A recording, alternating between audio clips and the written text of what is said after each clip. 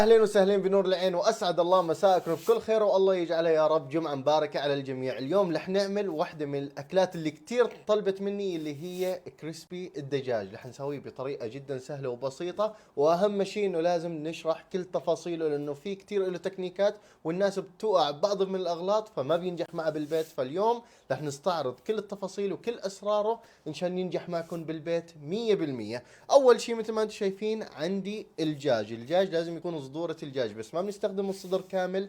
في بالصدر قطعة من تحت بتجي اسمها فتيلة الصدر. هي الفتيلة بتجي جدا طرية، أطرى من الصدر بذاته، فبتعطيكم نكهة جدا خرافية. فرحت أنا عند اللحام قلت له بدي التشيكن فيليه اللي هي بتجي بهذا الشكل. شايفين هذا هو صدر الدجاج اللي أنا عم بدور عليه. كلياتهم هدول اللي عندي فتايل. هي بتجي قطعة طرية وجميلة جدا. شو بدنا نعمل هلا؟ أول شيء بدنا نسويه بدنا نجهز التتبيلة، لانه التتبيله هي اساس النكهه. بنظبط التتبيله، طبعا التتبيله هي على طريقتي. في تتبيلات كثير للكريسبي، في انواع مختلفه منه، حتى في تكنيكات معينه. اليوم رح نستخدم تكنيك البراين اللي هو التخمير. رح نسويها بتخميره جدا جميله، وان شاء الله بيطلع عنا عال. اول شيء بنحط الدجاج على جنب، وبنبلش بانواع البهارات. بالنسبة للبهارات لازم نكون متفقين كلياتنا انه ما بامكاننا نستخدم البهارات الغامقة اللي رح تعطي لون غامق للدجاج. لازم نستخدم البهارات الفاتحة. فاول شيء رح استخدمه يلي هو الكزبرة، بس اهم شيء نخلط كل البهارات لحالها على جنب بزبدية. في حال طلعت البهارات شوي زيادة بامكانكم تخبون تستخدمون فيما بعد مع اكلات الدجاج وتكون سوا، بس انا اليوم رح اسوي على القد. اول شيء رح اجيب نص معلقة كبيرة من الكزبرة الناعمة. هي طريقتي بالبهارات، انا بحب سويها بهي الطريقة. ونص معلقة كبيرة من الزنجبيل الناعم. ورح اضيف كمان معلقة كبيرة من الثوم البودرة هون رح يعطي نكهة جدا خرافية. ورح نضيف تقريبا نص معلقة كبيرة من الهيل اللي عندي شوي قوي بقى، مشان هيك ما بضيف منه زيادة. وربع معلقة صغيرة من القرفة تعد واحدة بس من المكونات البهارات الغامقة، بس ما رح تأثر هون عنا. وتقريبا معلقة كبيرة من الفلفل الأسود، عفوا الفلفل الابيض. ما رح نستخدم اليوم الفلفل الاسود، بدنا نحاول نستخدم كل شيء بهارات عنا بيضة. واخر شيء وسر النكهه دائما يلي هو ظرف من الفانيلا. طبعا ممكن تستغربوا، في ناس بتقول انه ليش بتضيف الفانيلا. الفانيلا مع الدجاج رح تعطي ريحه كثير طيبه وطعمه ظريفه. هلا بنحط ظرف الفانيلا عليهم بهذا الشكل، هيك صارت اموره باللوز. ومنقلب كل هالبهارات مع بعض. طبعا هي البهارات ممكن انتم تشوفوها كثيره على الدجاج، بس نحن ما رح نحطها كلياتها على الدجاج، رح نحط نصها على الدجاج، والنص الثاني بده يروح وين؟ مع الطحينه. مشان هيك ما بنضيف اي بهارات غامقه. يعني الفلفل لازم فلفل ابيض، الفلفل الاسود رح يعطيكم لون مو كثير منيح للدجاج وقت ينقلى، خصوصا انه احنا بدنا نحط هي التتبيله مع الطحين كمان من برا. هيك البهارات اللي عنا، شوفوا بعد ما خلطناهم بسم الله ما شاء الله لازم يطلعوا معنا بهذا اللون. البهارات ضروري تكون فاتحة مثل ما قلنا. في ناس بتحب مثلا تضيف البابريكا، بامكانكم تضيفوها، بس تكون تحافظوا على اللون الاشقر الجميل يفضل انكم ما تضيفوها. هلا بنحط هاي البهارات على جنب. وهون في نقطة جدا مهمة، لازم تتبعوا كل الخطوات اللي نحن عم نعملها هلا بحذافيرها. ليش؟ مشان نحافظ على الدجاج ونكهته وما يزنخ معنا. يعني اول شيء هلا عندي شوية ليمون، بسمي بالله بمسكهم لشرحات الليمون وبعصرهم على الدجاج بهذا الشكل، وبحط الشرحات كمان عليهم. وعندي هون شوية من البردقان كمان بعصره بإيدي بهذا الشكل للبردقان. البردقان بيعطي نكهة جميلة، وبحطهم بهذا الشكل. طبعا هون نقطة مهمة، ليش ما بنضيف مثلا المي بالبداية بعدين بنحط باقي البهارات وباقي المكونات؟ لأنه المي إذا حطيناها على الدجاج على طول ممكن تتفاعل مع الدجاج ويأزنخ معنا. فمشان هيك احنا اول شيء بننزل عليه الحوامض اللي هو البردقان والليمون، ومن ثم بنضيف عليهم المي. هلا على السريع رح ضيف عليهم كمية منيحة من المي، بس نغمر الدجاج بالمي بهذا الشكل مثل ما انتم شايفين يا غوالي، ولا ابسط من هيك. نغمرهم كثير منيح بالمي. وهلا بنضيف البهارات. هلا بنسمي بالله رح اضيف نص كمية البهارات اللي عندي بهذا الشكل. هي معلقة وهي معلقتين، حتى لو بهارات شوي حسيتوها كثيره ما في مشكله، لانه هذا براين. الدجاج ما رح ياخذ الا الشيء اللي محتاجه من البهارات. وهلا بنسمي بالله وبنملح، مو مشان شيء، مشان صحتنا يا غوالي. بنملح شوي هيك صارت امورا باللوز. هلا بنحرم مع بعض كثير منيح، وبنترك الدجاج مشان ياخذ من هي النكهات الجميله. وطبعا هون في نقطه كمان جدا مهمه، الدجاج وقت تجيبوه من عند اللحام لا تغسلوه بالبيت بالمره، لانه الدجاج بس غسلناه رح يبدا يشفط مي، ما عاد يشفط بهارات. فمشان هيك نحن بنجيبه مثل ما هو من عند اللحام، بنحط عليه البهارات وتنظيفها على الدجاج. هون الدجاج بامكانه ياخذ هي النكهات الجميله ويمتصها، فبيطلع عنا الدجاج منكه. وحطينا احنا الفانيلا هو المفروض احنا نحطها مع الطحين، بس انتم حطوها مع تتبيله الدجاج، صدقوني رح يختلف عنكم الدجاج، ريحته نكهته رح يطلع جدا خرافي. وهي الطريقه اللي نحن عم نسويها. هلا شو علينا؟ بدنا الدجاج يمتص النكهه، فالافضل افضل شيء انكم تسووه اتركوه يوم كامل بالبراد، غطوه الدجاج وحطوه يوم كامل بهالتتبيله الجميله. تيجي ثاني يوم وبتقلوه بيطلع ظريف، او على الاقل يعني خلص اذا قتلت حاله 4 ساعات بيكون اموره باللوز. بعدين بنبدا نقلي فيهم. بس انا مجهز من امبارح تتبيله مثل هي، رح نسويها هلا قدامكم، بس رح نورجيكم كيف بدنا نسوي عمليه التطحين. وقبل عمليه التطحين في شغله لازم نعملها عشان تطلع عنا الحراشف والقرمشه للدجاج. بالنسبة للطحين يا غوالي، بإمكانكم استخدام أي طحين موجود عندكم بالبيت، المهم يكون طحين أبيض، هي أهم نقطة. بعدين بنضيف عليهم البهارات اللي احنا خلطناها، شايفين هي البهارات اللي زادت عنا بنسمي بالله وبنضيفها على الطحين عشان الطحين عنا يتنكه وياخذ نكهة جميلة جدا. طبعا هلا كمان رح نملح، مو مشان شيء، مشان صحتنا لازم الملح هون مع الطحين، نملح تمليحة خفيفة. وبعدين بدنا نضيف شوية صغيرة من النشا. النشا كميته جدا قليلة، يعني حاولوا اذا مثلا عندكم تقريبا 3 ارباع الكيلو او نص كيلو من الطحين، بدكم تحطوا نص معلقه صغيره من النشا، ما تكتروا نشا. وبامكانكم الاستغناء عنه، لكن انا بضيف النشا ليش؟ النشا بيعطي قرمشه جميله، لكن كترته للنشا ممكن انه يعظم عنكم. فاعرفوا كثير منيح انكم ما تكتروا نشا، شيء انه شيء بسيط. يعني انتم شايفين كميه النشا اللي انا حاطها وعلى كميه الطحين اللي عندي، فالنشا عامل جدا مهم للقرمشه، بس كترته ممكن يعظم عنكم الدجاج ويصير كثير قاسي. فمشان هيك ما بنكتر منه قد ما فينا، بنحط الكميه المناسبه. هلا بنسمي بالله وبنقلب هيك الطحينات مع بعض، وهيك صار عنا الطحين جاهز للتطحين عشان نطحن الدجاج. بس باقي عمليه جدا مهمه هلا رح اسويها قدامكم عشان يطلع عنا الدجاج بافضل نتيجه وبافضل منظر وبافضل نفشه وكمان بافضل طعم.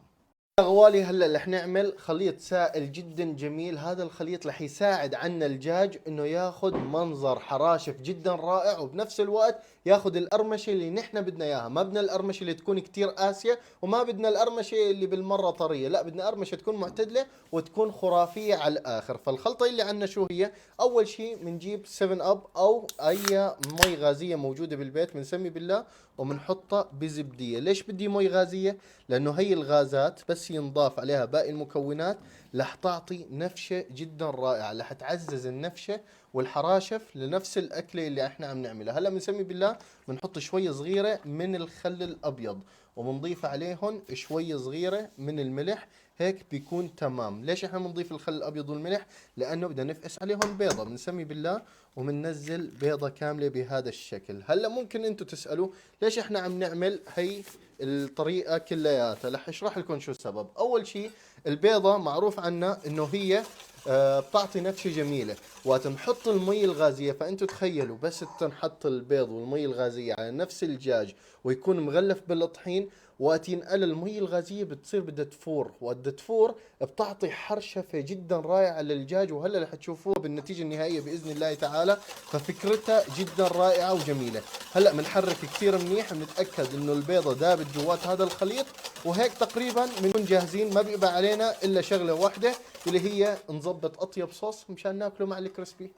كل اللي علينا نعمله يا غوالي نعمل صوص سهل وبسيط وطيب كتير. طبعا اصول الكريسبي انه يكون جنبه كريمة توم الجميل. فاذا انتم بدكم كريمة توم، وصفة كريمة توم، اكتبوا لي يا غوالي ان شاء الله نظبط لكم اياها مع واحدة من الوصفات القادمة باذن الله تعالى.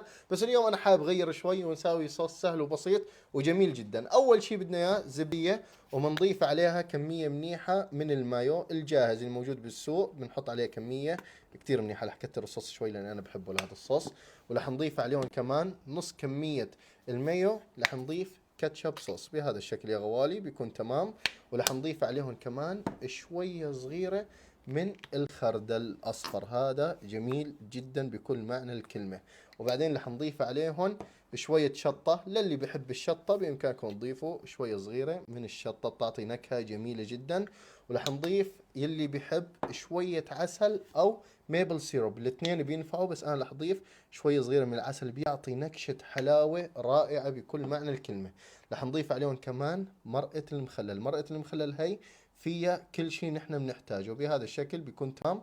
رح نحط هي الكمية، ورح نضيف عليهم شوية صغيرة من الفلفل الأسود هيك، وكمان شوية صغيرة من البابريكا المدخنة، هي رح تعطي نكهة السموك اللي أنا بدي إياها. هيك تقريبا الصوص صار عنا جاهز، بنحركه مع بعض، وهيك بنكون عملنا أطيب صوص جنب الكريسبي، بس لازم نتأكد إنه يتحرك عنا كتير منيح. بنجيب فتايل الدجاج اللي متبلينهم من امبارح وبنسمي بالله، وعلى طول بنحطهم بالطحين، بس بدنا اياهم يتغلفوا بالطحين كتير منيح. ليش احنا بنخليهم يتغلفوا بالطحين؟ لانه الطحين هو اللي حيخليهم يمسكوا عليهم الخليط اللي عملناه. فبنسمي بالله، بنيجي لعند خليط البيض اللي عملناه بالمي الغازية وبنغلفهم كتير منيح بهذا الشكل، وبنرجع مباشرة لوين؟ للطحين. طبعا هون كمان في نقطة جدا مهمة، بالمطاعم شو بيعملوا؟ بيساووا كميات. وقت تساووا كميات مثلا من الكريسبي، تحطوا كيلو كريسبي مع بعض جوات مرحلة التطحين، فوقت تقلبوهم بدقوا مع بعض، وقت يدقوا مع بعض بتطلع الحراشف الحلوة في المطاعم. فنحن شو بنعمل هون بالبيت؟ بما انه ما عندنا كمية كبيرة او انه نتبل او عندنا مساحات انه نقعد نتبل كل الكريسبي مع بعض، خطوة سهلة وبسيطة.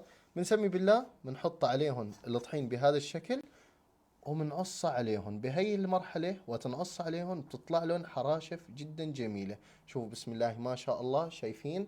هيك لازم تطلع معي. وكل هي المناطق اللي انتم عم تشوفوها هلا قدامكم، الحراشف الصغيرة، بس تنزل بالزيت رح تطلع وتكبر وتنفش وتصير عندنا حراشف، ومنظرها جدا خرافي. وهي هي الطريقة اللي بتعملوا فيها الكريسبي بالبيت. لكن هلا عندنا المرحلة الأهم، مرحلة القلي، واللي كتير ناس بتعاني منها. اليوم رح نشرح لكم اياها ان شاء الله بطريقه مبسطه وبالبيت، ورح نطالعها باذن الله تعالى مثل نتيجه المطاعم اللي عندهم الالات المحترفه، وبتطلع عنا بالبيت باذن الله شيء خرافي على الاخر.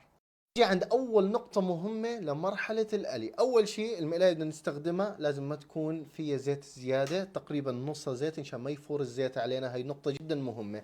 درجة الحرارة لازم تكون بين 165 لل 170، كأنه عم نقلي العوامة. ليش بتكون الحرارة مو كتير عالية؟ لأنه احنا إذا حطينا الدجاج والحرارة كانت عالية رح ياخذ اللون بسرعة من جوا، بس من برا عفوا، لكن من جوا ما رح يستوي بالمرة. بقى هي نقطة جدا مهمة لازم تنتبهوا عليها، انه الزيت يكون حرارته معتدله، عشان هي عم تاخذ القطعه لون من برا تستوي من جوا. الزيت اللي عندي حرارته معتدله ومروا باللوز. طبعا يفضل انكم تستخدموا شبكه اذا اول مره عم تقلوا بالبيت مثلا او عم بتجربوا، يفضل انكم تستخدموا شبكه. ليش؟ لانه الشبكه بتحمي من القاع، فما بتتامر زياده معكم او بتنلطع معكم الدجاج. انا عندي شبكه بس رح ورجيكم كيف نسويها بدون شبكه. اهم شيء انكم تجيبوا القطع تبعكم، تنفضوهم كتير منيح وتنزلون على الزيت. والنقطة المهمة جدا انكم ما تنزلوا كمية كبيرة على الزيت مشان ما يبرد الزيت عنا، لانه اذا برد الزيت رح يبداوا ينسلقوا سلق، واحنا هذا ما بدنا اياه، بدنا ياخذوا لون جميل ورائع. فمشان هيك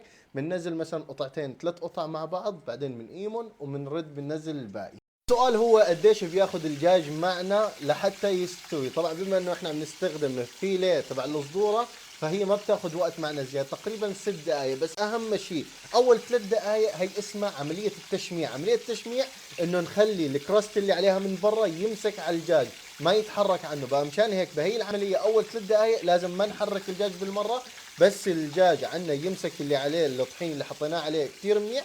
بعدين من قلبه تقليب لحتى يستوي عنا الدجاج، بس نعطيه تقليبه او تقليبتين، يعني ما في كل شوي تقليب مشان ما ينفك عنه الطحين اللي حطيناه. هي نقطة جدا مهمة. كمان بالنسبة للزيت، الزيت لازم نحافظ على حرارته، يعني ما نشغل الغاز على اول شيء، لا نخليه على حرارة متوسطة عشان يستوي عنا ويطلع خرافي جدا. طبعا هي التتبيله اكيد منكم رح يسال هل بامكاني استخدمها للدجاج العادي؟ اكيد بامكانكم استخدامها للدجاج العادي وبيطلع ظريف، لكن انتبهوا قطع الدجاج كل ما كبر حجمها او اذا كان جواتها عظم فرح تاخذ وقت اكثر على القلي. فانتبهوا من هي الناحيه. احنا القطع اللي عم نستخدمها جدا طريه وجدا رائعه، فانشان هيك ما بتاخذ وقت بالقلي. هلا صار الوقت انشان نسمي بالله ونقلبهم تقليبه خفيفه. اول شيء شوفوا لي على الحراشف بسم الله ما شاء الله كيف ماسكه على الدجاج مسك. هلا بنقلب الدجاجات تقليبه خفيفه بس بهذا الشكل، عشان نتاكد انه ما لزقوا بقاع الطنجره او اخذوا لون زياده من تحت، لانه الحراره مركزه من تحت. هيك امورهم باللوز، بستناهم لحتى يصير لون ذهبي جميل. وبعدين بقيمهم، وحتى وقت نقيمهم من الزيت كمان في نقطه جدا مهمه عشان ينجح معكم يا غوالي. مثل ما انتم شايفين، شوفوا بسم الله ما شاء الله، شايفين اللون الجميل؟ هيك الكريسبي صار عنا جاهز. هيك لازم يطلع لونه معنا، عشان هيك ما غمقنا البهارات. هلا بنسمي بالله وبنيجي بنحطهم على شبكه ويكون في تحتهم مسافه. ليش؟ هلا بقول ليش. شوفوا بسم الله ما شاء الله. النقطه هون نحن دائما بنعرف انه مثلا الدجاج او اي شيء احنا بنقليه دائما نحطوه على ورق المطبخ. هذا الشيء صح، بس كمان بنفس الوقت غلط بالنسبه للكريسبي. ليش؟ لان الكريسبي عم تطلع منه حراره، عم يطلع منه ستيم، بخار. هذا البخار اذا ما حطيناه على قطعه مثل هي شبكه يكون تحتها في تهوايه، البخار نفسه رح يطري لنا الطحين اللي عليها، الكريسبي اللي عليها، رح تصير القطعه طريه وينفك عنا الطحين. فمشان هيك احنا شو بنعمل؟ بنحطهم بهي الشبكه على هي الشبكه، مشان البخار يقعد يتهوى تطلع ويضل محافظ على قرمشته. شوفوا بسم الله ما شاء الله. هيك لازم يطلع معكم الكريسبي يا غوالي، وان شاء الله تستفيدوا من شرح اليوم، لانه الكريسبي فعليا اذا بتطبقوا هي الخطوات وبتسووه بالبيت رح يطلع مو مشان شيء، مشان صحتكم يا غوالي. يا غوالي بس خلصنا قلي قربوا لهون، خلينا ندوق ونورجيكم النتائج. شوفوا لي على هالحرشفه بسم الله ما شاء الله. شايفين؟ ولما نمسكها هيك وبنقسمها، شايفين من جوا قديش جوسي ولونه ابيض الصدر. هيك لازم يطلع معكم. الله الله الله. هلا بنسمي بالله وبنيجي بنغطى بهذا الصوص هيك، وبسم الله يا كريم، وبندوق بسم الله. مم. الله الله الله. مم. شايفين؟ هي القرمشة اللي أنا عم بحكي عليها، ما تكون زيادة كسر أسنان، وما تكون طرية بالمرة ما نحس فيها، لا قرمشة جميلة جدا، بس مع هذا الصوص رهيبة بكل معنى كلمة. شوفوا ما شاء الله تبارك الله. وبسم الله الكريم بندوقها مرة ثانية بسم الله.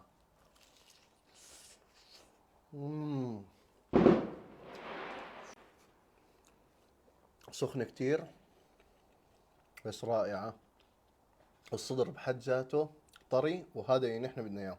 محمد انت اليوم كمان رح تستمتع مرة اخرى. هي الاكلة عن جد مو مشان شيء، مشان صحتكم يا غوالي. يا غوالي استعجلنا على طول وغمصنا بالصوص، صار الوقت هيك ندوقه لحاله، بس مشان ندوقه هيك بدي احس بالنكهات اللي فيه. بسم الله ما شاء الله، ترى مليان نكهات، مليان نكهات بكل معنى كلمة. بنقول بسم الله الكريم وندوق بسم الله.